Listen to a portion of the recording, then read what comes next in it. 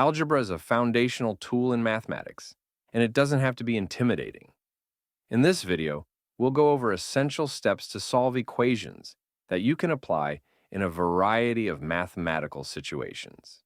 Step 1. Understand the equation. An equation is a balanced statement. This means that whatever you do to one side, you must do to the other. However, algebraic equations can be more than just simple linear ones. They can involve fractions, polynomials, or even quadratic terms. Step 2. Isolate the variable. To solve for x, we need to move the numbers away from it, step by step. First, we add 2 to both sides of the equation to cancel out the negative 2 on the left side. After adding 2 to both sides, the equation becomes 4x equals 12. Now that we've isolated the variable, we're one step closer to solving for x. Step 3. Solve for the variable. Once the variable is isolated, you can solve for its value.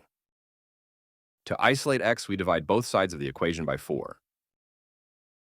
Simplifying this gives us the final result, x equals 3.